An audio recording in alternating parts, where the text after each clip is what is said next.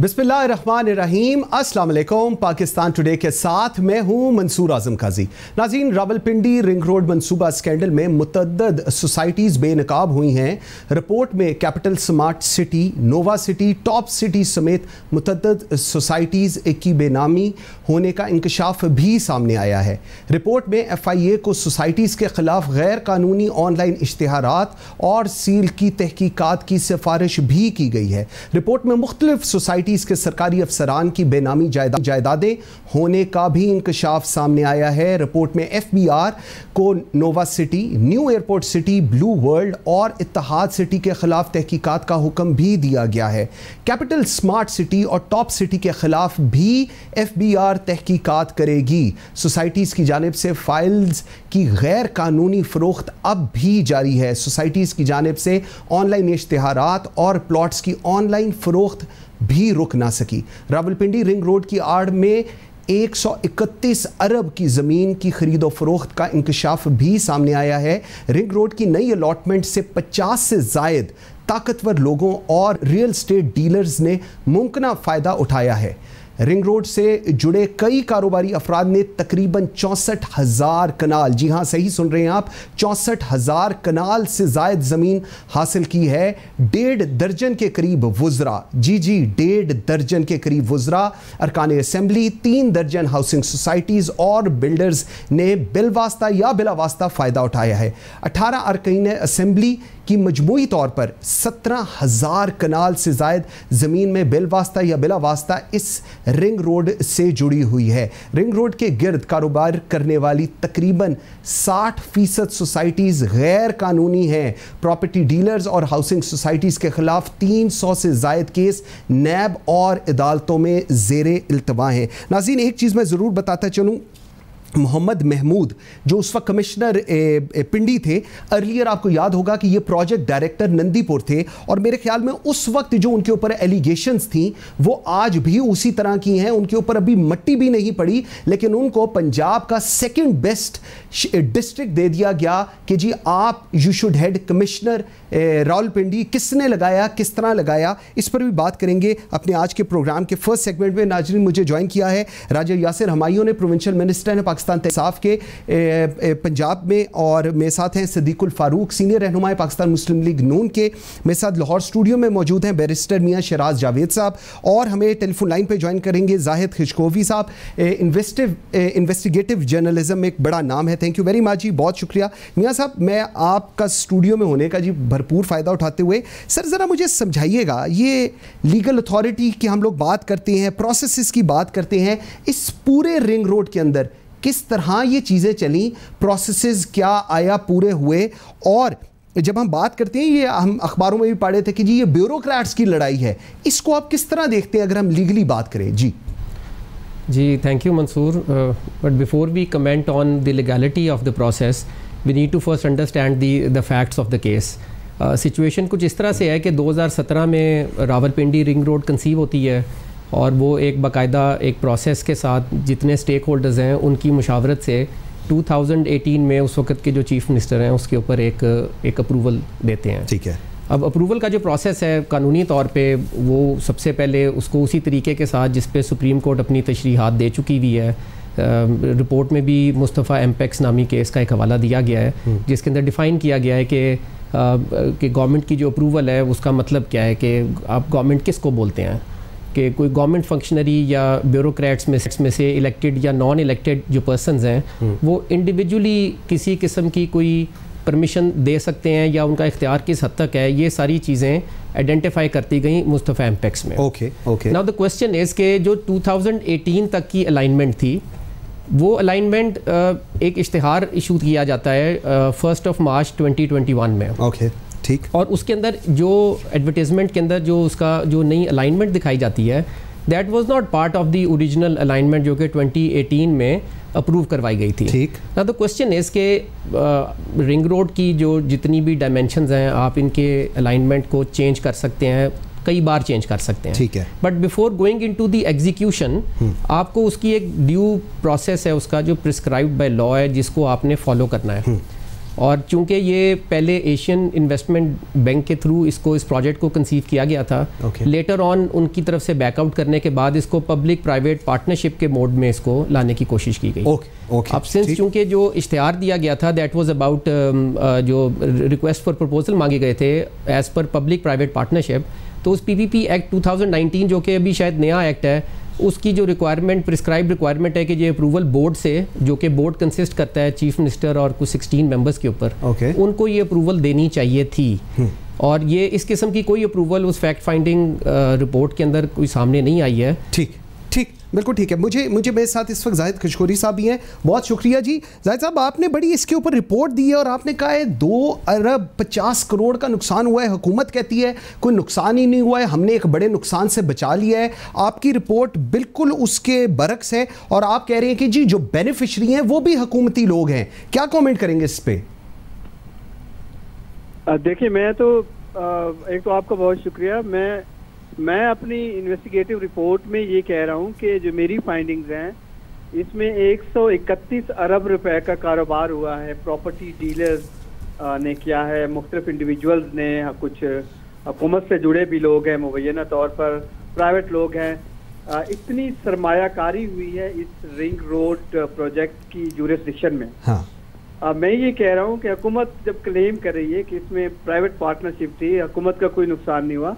नहीं, देखिए, 2 अरब 50 करोड़ रुपए पंजाब हुकूमत ने ज़मीन एक्वायर करने के लिए बहुत सारे लोगों को पैसे दिए हैं। और ये वो इन्वेस्टिगेशन का महवर है इस वक्त जो तहकीकात हो रही हैं। ये वो सरकार का पैसा है जो कि दिया गया है, उसमें मुबैना तौर पर बहुत सारी इरेगुलरिटीज़ हैं, ट्रांजैक्शंस हैं, जो अरबों रुपए में ये चीज़ें हैं। अब उसका फोरेंसिक ऑडिट होना है, ये बेनिफिशियरी कौन है। फिर आप देखें जो अटक लूप है, हाँ जी, वो जो सेंटर है इन्वेस्टिगेशन का 29 किलोमीटर का, अटक लूप में जो ज़मीनें एक्वायर की गई हैं, जो DC रेट होता है उसको बढ़ा दिया गया है। अटक की जुरिसडिक्शन में ली गई ज़मीनें ज़्यादा कीमती हैं, जबकि पिंडी में उस कीमत को डाउन कर दिया गया, which is practically not possible। ये तो इससे एक मैलाफाइड नजर आता है। और फिर आप अभी जो 100 ऑफ विक्टिम सामने आ रहे हैं जिनसे ज़मीनें एक्वायर की गई हैं, अगर एक कनाल की ज़मीन 1 लाख रुपए में या 70,000 में खरीदी गई है, अब उसको करोड़ों रुपए में कन्वर्ट किया गया है। ठीक, तो ये वो डीलिंग्स हैं जिसमें 6 महीने में या 1 साल के अरसे में लूप को ऐड किया गया। और फिर किसने ये किया है, ज़ाहिर है बराह रास्त इसकी अप्रूवल आई, फिर इदारे आपस में एक पेज पे नहीं थे, क्योंकि 3 डिस्ट्रिक्ट्स हैं, आपको मालूम है, अटक है, रावलपिंडी है, इस्लामाबाद का भी था। इस्लामाबाद ने तो स्टेट अवे NOC देने से इनकार कर दिया था, बिल्कुल ऐसे ही। जबकि पंजाब गवर्नमेंट ये खुद कह रही थी उनको कि मार्गला हाईवे जो है वो हम खुद बना के देते हैं, आप रावलपिंडी रिंग रोड के साथ इसको कनेक्ट कर देते हैं। इससे बड़ी सरमायाकारी होनी। तो फिर इम्पोर्टेंट एक बात ये है कि अब 18 जो मेंबर पार्लियामेंट है, अगर आप तहकीक के जाविये में जाएं, इनमें से मेजॉरिटी हुकूमत का हिस्सा है और बाकी PMLN और पाकिस्तान पीपल्स पार्टी से भी हैं, उनकी इस जुरिसडिक्शन में बराह रास्त या बिलवास्ता या बिला वास्ता 17,117 कनाल जमीन आती है। ठीक, वो बेनिफिशरीज हो सकते थे। इस पे इन्वेस्टिगेशन अभी जारी है और ये इन्वेस्टिगेशन जब आगे बढ़ेगी तो इसका जाविया इससे कहीं बड़ा होगा, जो अभी नजर आ रहा है। ठीक, खशकोरी साहब आप मेरे साथ जरा लाइन पे रहिएगा। अच्छा मियां साहब, मुझे एक चीज़ बताएं, कॉन्फ्लिक्ट ऑफ इंटरेस्ट की हम लोग बात करते हैं और बहुत सारा ये हाउसिंग सोसाइटीज़ में हमने देखा और ये एक इंप्रेशन दिया गया इवन जब ये एडवर्टाइजमेंट हुई कि जी सब कुछ सेटल है, सब कुछ अप्रूव है, हुकूमत की तरफ से गो हेड है, जबकि ऐसा practically it was not on ground. इसको आप कैसे देखते हैं?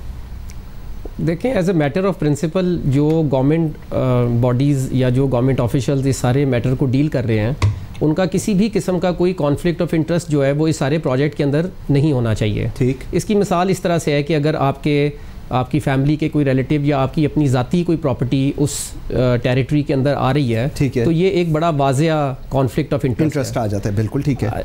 ये जो PPP एक्ट है, पब्लिक प्राइवेट पार्टनरशिप एक्ट 2019, उसके अंदर तो कॉन्फ्लिक्ट ऑफ इंटरेस्ट के बारे में बड़ा डिटेल्ड एक मैकेनिज़्म बताया गया है कि आपका कॉन्फ्लिक्ट ऑफ इंटरेस्ट जो है वो आपकी ज़ात की हद तक आपके फैमिली रिलेटिव्स की हद तक, आपके बिजनेस एसोसिएट्स तक डायरेक्टली या इनडायरेक्टली किसी किस्म का नहीं होना चाहिए। ठीक है। और अगर किसी किस्म का पोटेंशियल या रियल कॉन्फ्लिक्ट ऑफ इंटरेस्ट आपको वहाँ नज़र आता है तो आप पाबंद हैं कि आप जो बोर्ड कॉन्स्टिट्यूट किया गया है एज़ पर PPP उसको उसके वाइस चेयरमैन को या बोर्ड के किसी और मेंबर को आपने ये इंटीमेट करना है। ओके।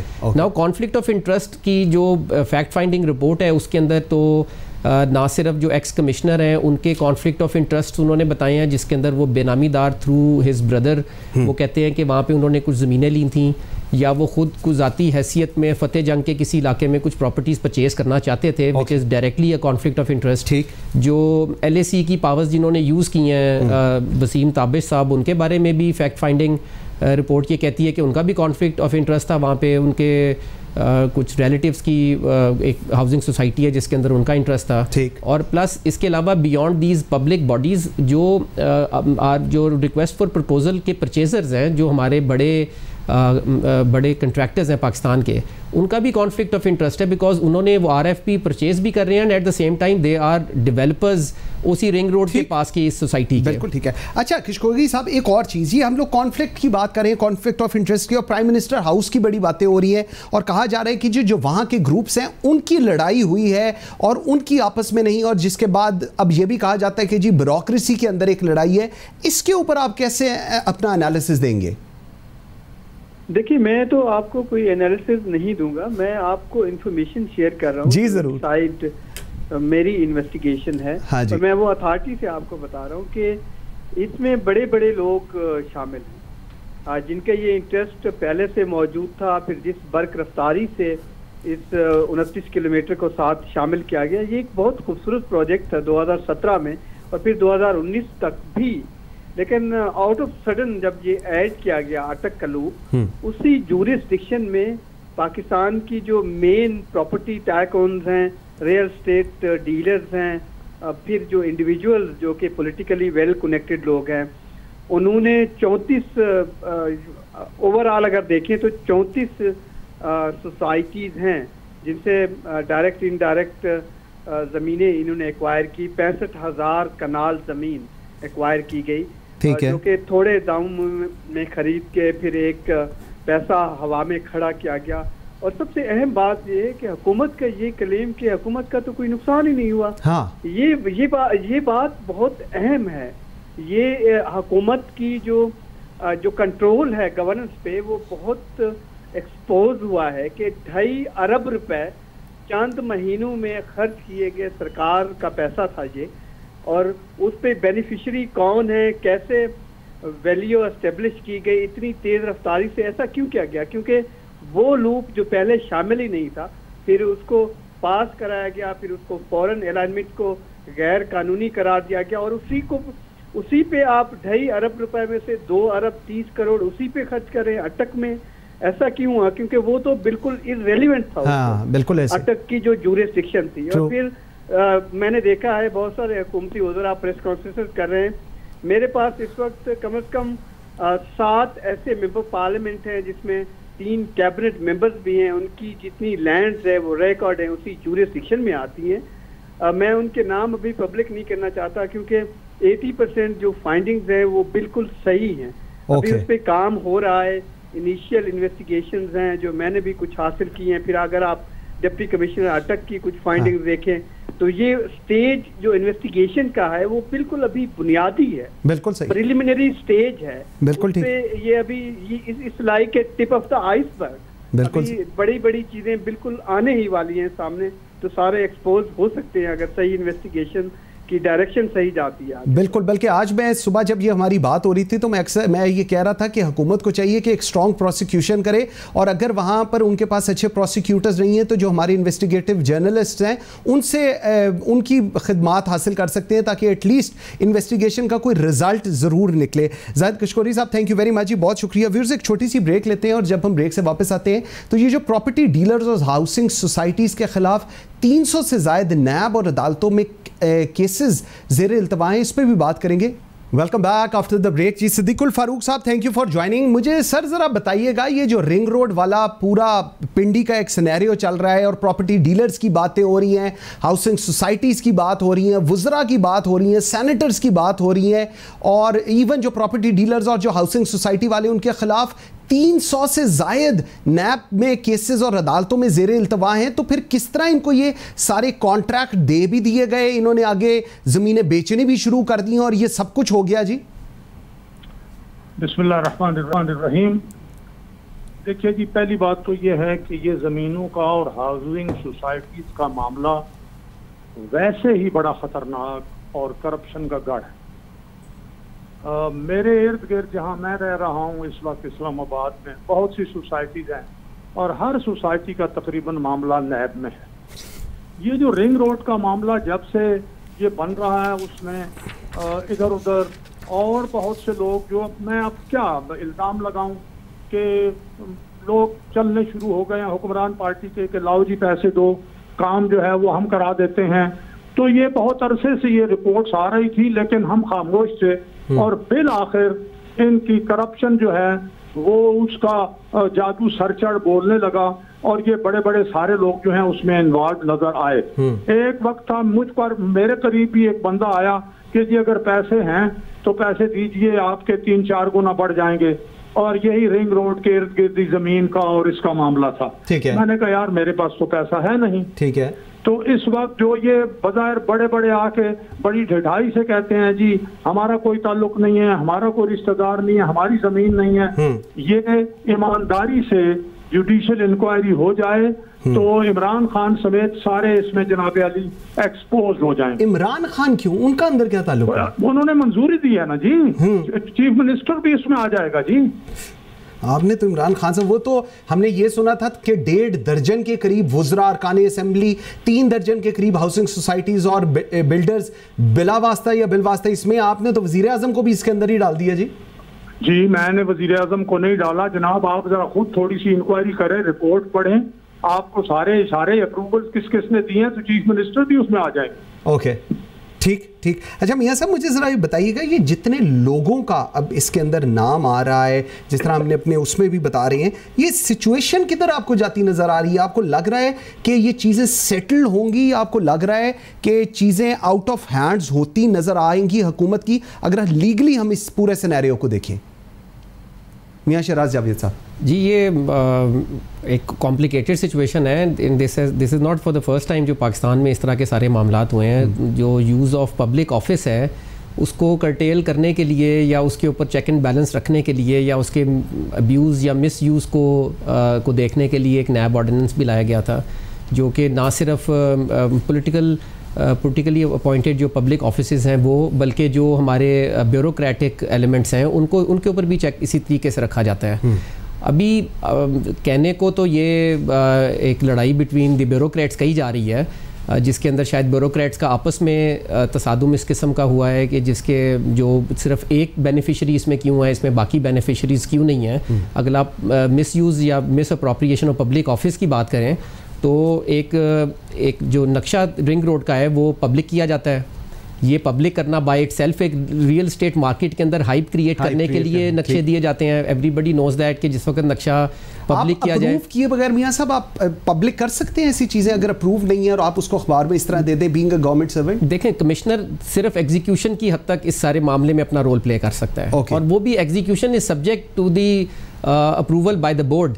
जो पब्लिक प्राइवेट पार्टनरशिप के अंदर बोर्ड की कॉन्स्टिट्यूशन उन्होंने बताई है। तो सबसे पहली बात तो एडवर्टीजमेंट बाय इटसेल्फ अगर उसकी बाज़ाब्ता तौर पे बोर्ड से अप्रूवल नहीं ली गई थी तो वो एडवर्टीजमेंट इलीगल थी। ठीक, एडवर्टीजमेंट के अंदर आप रिक्वेस्ट फॉर प्रपोजल मांग रहे हैं कि हमारे साथ पब्लिक प्राइवेट पार्टनरशिप के मॉडल के ऊपर इन्वेस्टर्स जो उनसे आए वो आएँ और रिंग रोड क्रिएट करें, जिसके अंदर आप एक ख़ास उसकी डायमेंशन या एक ख़ास अलाइनमेंट भी दे रहे हैं। ठीक, फिर वो जो अलाइनमेंट आप कह रहे हैं, क्या वो अलाइनमेंट एक ड्यू प्रोसेस से बोर्ड के थ्रू अप्रूव की गई थी कि नहीं की गई थी? फिर उसके अलावा आप वहाँ पे एक और इशू भी, जो कि अब अगर ये इसकी आपकी अलाइनमेंट ही ड्यू प्रोसेस से अप्रूव नहीं हुई तो हाउ कम के जो लैंड एक्विजिशन कंट्रोलर था कलेक्टर था उसने वो सारी लैंड एक्वायर करनी शुरू कर दी, और क्या उसको बाज़ाब्ता तौर पे उसको वो पावर्स दी गई, वो सारा मामला उस ड्यू प्रोसेस से निकला। तो I believe the mood point is कि इस चीज़ को इन्वेस्टिगेट करने की ज़रूरत है कि क्या चीफ मिनिस्टर ने उस जो अलाइनमेंट की जो न्यू अलाइनमेंट है उसकी अप्रूवल दी थी। ठीक ठीक। सिद्दीकुल फारूक साहब हैं हमारे साथ? सिद्दीकुल फारूक साहब हैं जी? अच्छा सिद्दीकुल फारूक साहब, एक और चीज़ जो हम लोग थोड़ी देखते हैं कि ये जो रिंग रोड की, दोबारा मैं वही बात करूंगा कि ये इसके इर्द गिर्द जो कारोबार लोग कर रहे थे, तकरीबन 60% वहाँ जो सोसाइटीज़ हैं वो गैर कानूनी हैं। इनके ऊपर आज जब ये सारी चीज़ें हाईलाइट हुई हैं तब देखा जा रहा है और कहा जा रहा है जी केसेस चलाएं, FIA को कहें। सर जब ये सोसाइटीज़ बन रही होती हैं तब क्यों नहीं कोई देखता, तब क्यों नहीं इन पे कोई एक्शन लिया जाता? देखें जनाब, मैं फिर आपसे अर्ज करूंगा, मैं अपनी ज़ात से क्यों ना बात शुरू करूं। बिल्कुल सही। जहाँ इस्लामाबाद में एक सोसाइटी बन रही थी तो मेरे पास वो लोग आए और उन्होंने कहा कि आप अपना असर और रसूख इस्तेमाल करके हमें NOC ले दें तो हम आपको 500 गज के 2 प्लाट देंगे।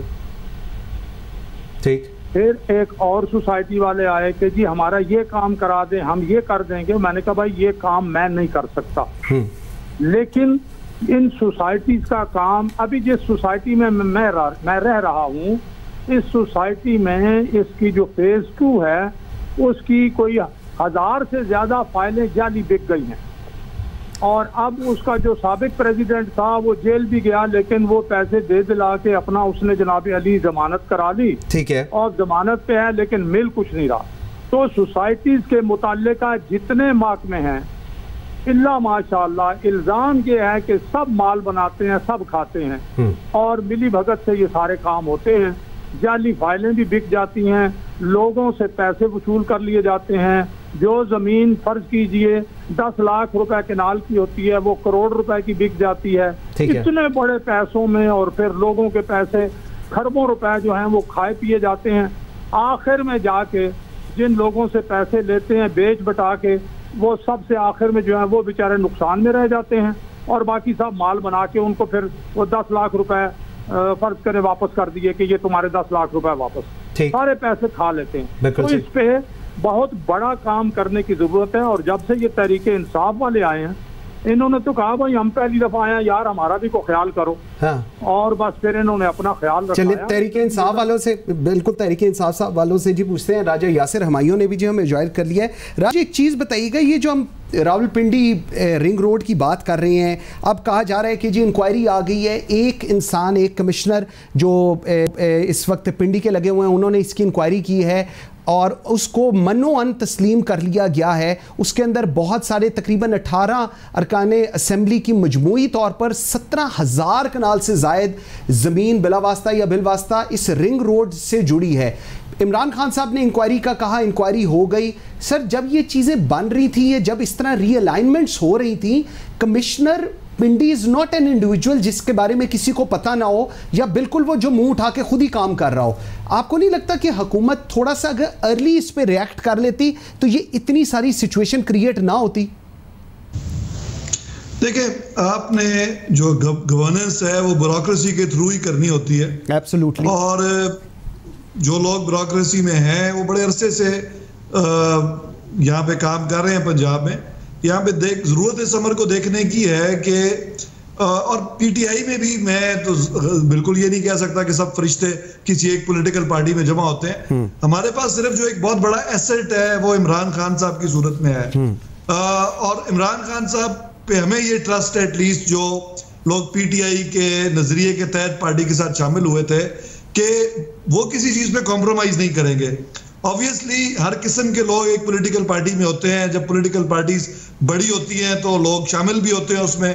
अब उनके अपने इंटरेस्ट भी हो सकते हैं, लेकिन यहाँ पे ये चीज जो जिसको मैं खुशाइन समझता हूँ कि जब भी कोई चीज इमरान खान साहब के नोटिस में आती है तो उसको कवर अप नहीं करते। ठीक है। बल्कि पहली दफा ऐसा हो रहा है कि हुकूमत के अंदर कोई चीज प्राइम मिनिस्टर के नोटिस में आ रही है, क्योंकि वो खुद नहीं करवा रहे और ज़ाहिर है लोग ऐसे मौजूद हैं, डेफिनेटली मैं उन लोगों को बिल्कुल डिफेंड नहीं करता, तो उनके खिलाफ एक्शन भी हो रहा है। और अब इसी दौर में हो रहा है, ये नहीं हो रहा कि गवर्नमेंट चली गई है और उसके बाद कोई एक्शन शुरू हुआ। तो ये एक एटलीस्ट थोड़ी सी चेंज मुझे नजर आ रही है, और अभी तक उम्मीद यही है कि जब तक इमरान खान साहब ने ये झंडा उठाया हुआ है करप्शन के खिलाफ लड़ने का, तो तब तक कुछ ना कुछ जरूर होगा इस मुल्क में। अच्छा राज साहब, जहां तक आप चपरासी से लेके तो हाईएस्ट पोस्ट तक लोग जो हैं वो करप्ट बैठे हुए हैं इस मुल्क में। हाँ। और वो इस मुल्क को खा रहे हैं, उसमें हर क्लास से लोगों का ताल्लुक है। और अनफॉर्चुनेटली सबसे ज्यादा जो टारगेट तो पॉलिटिशियंस को किया जाता है। हाँ। मैं समझता हूं कि हर सियासी जमात में मेजॉरिटी पॉलिटिशियंस के साथ कोई प्रॉब्लम नहीं है, असल प्रॉब्लम टॉप लीडरशिप के साथ है, ब्यूरोक्रेसी के साथ है, सरकारी अफसरान के साथ है। हर फील्ड में करप्शन है, लेकिन सिर्फ हाईलाइट सिर्फ फस्ता सियासतदान है। राजा यासिर, आपकी बात ठीक है। मुझे एक चीज बताएं, मैं फॉर इंस्टेंस एक एग्जांपल आपको भी मैंने इंट्रो में भी दिया था, आप थोड़ा सा लेट ज्वाइन किया। मोहम्मद महमूद जो कमिश्नर पिंडी थे, आपको याद होगा Nandipur project, he was the project director over there, और वहां पर जो इरेगुलरिटीज देखी थी, जो एलिगेशंस आए थे। आज सवाल यह है कि इमरान खान साहब, और आपका वाला चले, let me take your point कि जी ब्यूरोक्रेसी जो है वो पिछली है और वही चल रही है। सो एटलीस्ट जब हम लोग प्लेसमेंट्स कर रहे होते हैं, इंटेलिजेंस वालों की रिपोर्ट्स, ये सारी चीजें होती हैं, तो व्हाई नॉट कि हम ठीक लोगों को right from day one he place कर लें, या उनको थोड़ा सा उनका बैकग्राउंड चेक किया जाए, ताकि इस तरह की एम्बैरेसमेंट ना हो पूरी सिचुएशन में। जी, आपकी बड़ी दुरुस्त ऑब्जर्वेशन है। होता ही है कि जब कोई नई पॉलिटिकल पार्टी जिस तरह पीटीआई पहली दफा गवर्नमेंट में आई है, तो ऑब्वियसली हमारे पास कोई इंटेलिजेंस उससे पहले नहीं थी, सुनी सुनाई एक हेर से थी, और किसी के माथे पे नहीं लिखा हुआ कि वो करप्ट है या नहीं है या ठीक है। हाँ, जो लोगों के खिलाफ एलिगेशन जरूर लगाए जाते रहे, लेकिन प्रूवन एलिगेशन एक अलग बात है। एक चीज होती है कि एलिगेशन लगाया गया लोगों पे, और जाहिर आप अपनी इंटेलिजेंस पे रिलाई कर रहे होते हैं, उनके सीनियर्स जो हैं, जो किसी पे ट्रस्ट आपको करना पड़ता है, लेकिन इन ड्यू कोर्स ही आपको समझ आती है कि कौन बंदा किस किस्म का है। अभी भी मैं आउटराइटली, क्योंकि ये इंक्वायरी अभी आपने पहले जिक्र किया, ये भी उसकी एक इनिशियल इंक्वायरी हुई है, बिल्कुल सही है, और मजीद बातें निकले। इनकी अपनी ग्रुपिंग्स हैं ब्यूरोक्रेसी में, बहुत लोग एंट्रेंस्ड हैं यहाँ पे, और सब लोग बुरे भी नहीं हैं, अच्छे लोग भी हैं। इसको मंतकी अंजाम तक पहुंचना चाहिए राजा साहब, इसको मंतकी अंजाम तक पहुंचना चाहिए। जो भी लोग गुज़िश्ता टेन्योर में रहे हैं सबको साइड पे कर देना, तो ऐसे नहीं होता। सरकारी मुलाजमीन है, उन्होंने जॉब करनी है, और फिर उनको बकायदा क्लियरेंस दी गई। अब क्या उनके हाथ इतने लंबे थे कि उन्होंने क्लियरेंस ले ली, ये एक अलग बात है। और ये चीजें भी हमें समझ आ रही हैं कि इनके आपस के कनेक्शंस और नेटवर्किंग इतनी स्ट्रांग है। और मैं ये किसी एक पर्टिकुलर शख्स के बारे में बात नहीं कर रहा, मैं ये एक जनरल बात कर रहा हूँ। ठीक है, तो वो इससे निकल के आ गए। अब ज़ाहिर है जैसे जैसे क्लैरिटी आती जाएगी तो लोग फिल्टर आउट होते जाएंगे। राजा पॉइंट आ गया आपका। मियां शिराज जावेद, मुझे बताइएगा, ये एक इंडिविजुअल डॉक्टर फरुख नवीद, मैं तो हैरान हूं कि कॉन्डक्ट क्या है, मतलब क्वेश्चनेबल कॉन्डक्ट है इन लोगों का। ये मेंबर पीएनडी भी हैं जी, ये हेड पीपीपी हैं, पब्लिक प्राइवेट पार्टनरशिप सेल के सेक्रेटरी भी हैं उसके, फिर सीईओ भी हैं उसके। ये कैसे हो जाता है? ये ऐसी चीज़ें मियां साहब हम लोगों को तो कोई नहीं पता चलती। राजे यासिर बैठे हुए हैं, मिनिस्टर हैं, कभी हमने कभी ऐसी चीज़ें, ये कैसे लोग ये सब कुछ कर लेते हैं और अनअकाउंटेड, कोई उनको चेक और बैलेंस नहीं है और सब कुछ चल रहा होता है? देखिए, ये टू एलिमेंट्स हैं इस आपके इस क्वेश्चन के। पहला एलिमेंट तो ये कि क्या किसी एक शख्स को इतने मल्टीपल जो ओहदे हैं वो एट द सेम टाइम देने चाहिए हैं, तो ये तो दायरे इख्तियार की बात है। इन लोगों ने क्यों इनको किसी एक साहब को इतनी फेवरेटिज्म हुई, और पीपीपी के अराउंड ही कोई चेक एंड बैलेंस नहीं आ सका। अगर मेंबर पीपीपी डिफरेंट होते और पीएनडी के मेंबर डिफरेंट होते या सीईओ डिफरेंट होते, तो शायद आपस में कुछ डिफरेंट ओपिनियन बीच में मिल सकते हैं। एब्सोल्युटली। जो सेकंड एलिमेंट है इसका कि वेदर उनके पास मल्टीपल रोल थे या उनका एक सिंगुलर रोल था on behalf of the PPP authority, कि जब ये एक पीपीपी पार्टनरशिप एक्ट के तहत इसकी एडवर्टीजमेंट आ रही है, तो मतलब he is the most well versed man जो कि पीपीपी एक्ट को समझते हैं। तो उनकी पहली रिस्पॉन्सिबिलिटी थी कि वो इस सारी एग्जीक्यूशन की जो ऑफिसर्स थे उन सारों के ऊपर एक चेक एंड बैलेंस रखते, कि जो requirement as per law, as per PPP act conflict of interest की है उसके बारे में भी बात करते, जो ड्यू अप्रूवल्स थी फ्रॉम द बोर्ड जो चीफ मिनिस्टर की, उसको भी देखते। हाउ कम कि ये इन्होंने इसकी अप्रूवल के अंदर एक साइलेंस रखा, या इन्होंने इस किस्म की कोई अप्रूवल दे दी कि जिससे ये तासुर मिले कि ये बोर्ड से बाकायदा बाज़ाब्ता तौर पे अप्रूव्ड है। ओके, ठीक। सिद्दीकुल फारूक साहब, लास्ट मुझे ज़रा बताइएगा, ये जो रिंग रोड की नई अलॉटमेंट है, इसमें 50 से ज़ायद ताकतवर लोगों और रियल स्टेट डीलर्स के मुमकिना फ़ायदा उठाया गया है, और उसके बारे में बताया भी गया है कि तकरीबन 2000 से 250 कनाल पर पर्सन को अलॉटेड हैं। सर, इसके ऊपर आप क्या कहते हैं? इन लोगों के खिलाफ क्या कार्रवाई होनी चाहिए बीइंग इनटू ऑपोजिशन? जी कि मैं एक तो यासिर हमायूं साहब ने कुछ अच्छी बातें भी की हैं, लेकिन उन्होंने कहा कि इमरान खान एसेट हैं और वो कंप्रोमाइज नहीं करेंगे। अभी उन्होंने ये 2 दिन पहले तो खुद भी एनआरओ लिया है और एनआरओ कौन सा? जी मैं अर्ज कर रहा हूँ। जी जी सर, क्या नाम है इनका? खुद भी एनआरओ लिया है और जहांगीर तरीन को भी एनआरओ लिया है।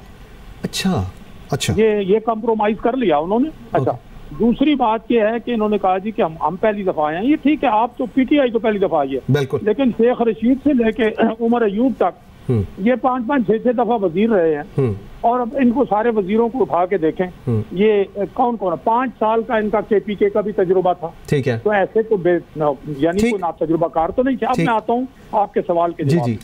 देखें जी, बिल्कुल ये इंक्वायरी मैंने अर्ज किया ना कि बिल्कुल अबव बोर्ड ईमानदार कहते हैं जी, जजेस को लगाएं, इंक्वायरी कराएं जुडिशियल, और उसमें ये मालूम करें कि ये एक आदमी ये 500 केनाल और 600 केनाल का ये कैसे ले गया, ठीक है, ये कैसे ले गया है, किसने दिया है, ठीक।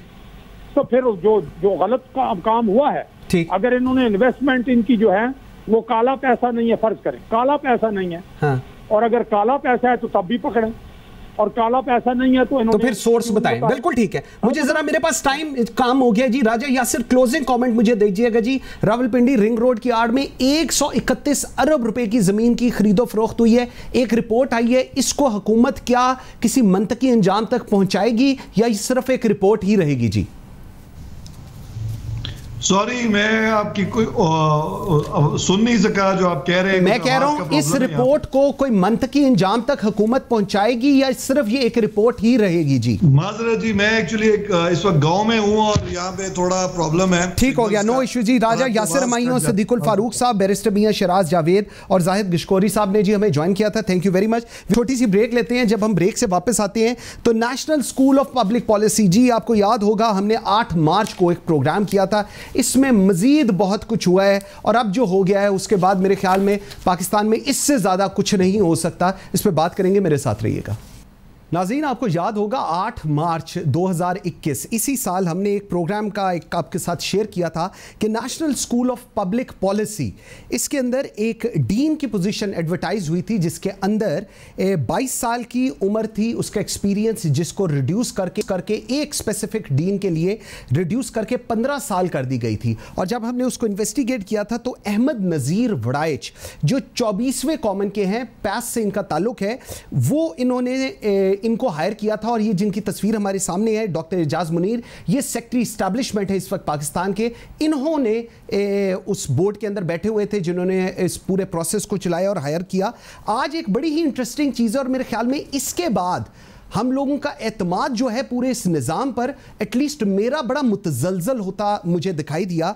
नाज़रीन, सिलेक्शन होनी थी, ये इस वक्त आपके सामने हम एक नोटिफिकेशन लाते हैं for the rector of a national school of public policy. ये इस वक्त आप स्क्रीन के ऊपर देख रहे होंगे और ये जो अपॉइंटमेंट है ये 4 साल के लिए होती है। इसके अंदर बहुत सारे लोग अप्लाई करते हैं गवर्नमेंट सर्विस के और जो इवन रिटायर्ड भी हो गए हों। 4 साल की अपॉइंटमेंट है जिसकी तनख्वाह 1.5 मिलियन रुपये है और पर्क्स इसके अलग हैं। इस सारी सिचुएशन में जो सेक्रेटरी इस्टेब्लिशमेंट है पाकिस्तान के, डॉक्टर एजाज मुनीर साहब, जिनकी तस्वीर आपने पहले देखी, ये भी इस बोर्ड में शामिल थे जिन्होंने हायर करना था, राइट। एक अपॉइंटमेंट इन्होंने, ये एप्लीकेंट भी बन गए, नंबर 1, एडवर्टाइजमेंट भी इन्होंने दी, नंबर 2, जो स्क्रूटनाइज हुए लोग उनमें भी ये शामिल थे, मतलब ये उस बोर्ड में थे जिन्होंने स्क्रूटनाइज किया और उसके अंदर इन्होंने अपने आप को भी स्क्रूटनाइज कर लिया। इन्होंने कहा बाकी तो सारे जो लोग पीएचडीज, डॉक्टर्स, मैं अभी नाम भी बताता हूं कितने बड़े बड़े नाम इसके अंदर थे, लेकिन उन्होंने कहा नहीं ऐसे थोड़ी हो सकता है, मैं जो बैठा हूं, मैं सेक्रेटरी इस्टेब्लिशमेंट की चीज कहूं, अगर मैंने ये बाकी के जो लोग हैं, ठीक है 22वें ग्रेड से रिटायर हो गए, लेकिन मेरे से ज्यादा तो पावरफुल कोई नहीं हो सकता। 28 अप्रैल को इनका नोटिफिकेशन होता है और नाजरीन 18 मई को 19 दिन बाद ये चार्ज लेते हैं और पाकिस्तान की इस्टेब्लिशमेंट डिवीजन, पाकिस्तान का जो प्रिंट ऑफ पाकिस्तान है, ये इस नोटिफिकेशन को पब्लिक नहीं करते। बिल्कुल सही सुन रहे हैं, आपके कान खराब नहीं है, आप बिल्कुल ठीक सुन रहे हैं। 19 दिन तक ये नोटिफिकेशन नहीं आया। क्यों? क्योंकि इन्होंने चार्ज नहीं लिया हुआ था, और जब चार्ज लिया है तो उसके बाद 19 दिन के डिले के बाद ये notification printing corporation of Pakistan की तरफ, ये इस वक्त आप स्क्रीन पर देख रहे हैं, ये नोटिफिकेशन आया है। Conflict of interest secretary establishment खुद मेंबर इन्होंने किया। Conflict of interest prime minister के सामने जो नाम पेश किए गए उनके अंदर इन्होंने अपना नाम पेश किया जो नंबर 1 पे था फॉर ऑब्वियस रीजंस। और उसके बाद मैं आपको लोगों के नाम बताऊं, Faisal Shahkar, very good name, Shoaib Dastgir, doctor Kaleem Imam, Ijaz Hussain Shah, Pakistan administrative services के शोएब सिद्दीकी साहब, अला बख्श मलिक, असलम कंबो, सादिक यूसुफ जई, हाशिम पोपल जई, दाऊद ख्वाजा जो इस वक्त रजिस्ट्रार हैं सुप्रीम कोर्ट ऑफ पाकिस्तान के, इन सारों के होते हुए सेक्रेटरी इस्टेब्लिशमेंट, रेक्टर, क्या नाम है जी इसका, national school of public policy 4 साल के लिए with 1.5 million salary and perks लग गए। तो मैंने कहा ये मैं आप लोगों को बताऊं कि ये हो रहा है। इसके बाद अभी किधर, अभी थोड़ा सा और भी ज़्यादा सुनिएगा नाज़रीन। ये जो बोर्ड बना था ना, जो इन सारों की इंटरव्यूज़ कर रहा था, अब ये एक और नोटिफिकेशन इसके बाद का जी, प्रोड्यूसर साहब ज़रा दिखाइएगा। इसमें मिस्टर जावेद सदीक, इसमें मिस्टर मुनीर कमाल और मिस्टर डॉक्टर फैसल और मिस आसिफा सबूही, ये इस बोर्ड में शामिल थे जिन्होंने रेक्टर को अपॉइंट किया। अब निभानी दोस्ती तो आती है ब्यूरोक्रेसी को, वो राजा यासिर और ये सारे ऐसे तो नहीं रो रहे होते। इन्होंने क्या किया, इन्होंने इन चारों लोगों को अब इस बोर्ड का मतलब जो public national school of public policy के members of the governor, member board of governors, इन्होंने इन पहले 3 लोगों को, मिस्टर जावेद सदीक मलिक, मिस्टर मुनीर कमाल और डॉक्टर फैसल बारी को लगा दिया गया है। नाज़रीन, ये है निज़ाम पाकिस्तान का। इस निज़ाम को ठीक करने की बात करते हैं इमरान खान साहब, इस रियासत मदीना की बात करते हैं इमरान खान साहब। अगर सेक्रेटरी इस्टेब्लिशमेंट जो वज़ीर आज़म के दफ्तर से कुछ ही गज़ पर बैठा है, अगर वो वहाँ बैठे ये सब कुछ कर रहा है, तो फिर आप क्यों कहते हैं कि फ़लाने कमिश्नर ने, फ़लाने डीसी ने और फ़लाने उसने ये किया है? ये तो उनका हक है, और हक वो बड़े अच्छे तरीके से ले रहे हैं। मैंने कहा मैं सिर्फ शेयर करूं, शायद ये आवाज़ हमारे वज़ीर आज़म के पास चली जाए और शायद उनको पता चले कि कॉन्फ्लिक्ट ऑफ इंटरेस्ट की बेस्ट एग्जांपल पाकिस्तान ब्यूरोक्रेसी के टॉप मैन सेक्रेटरी इस्टेब्लिशमेंट ने की है। आज के लिए इतना ही, बशर्ते ज़िंदगी आपसे मुलाकात होगी कल। मुझे मंसूर आज़म को इजाज़त दीजिए। अल्लाह हाफ़िज़।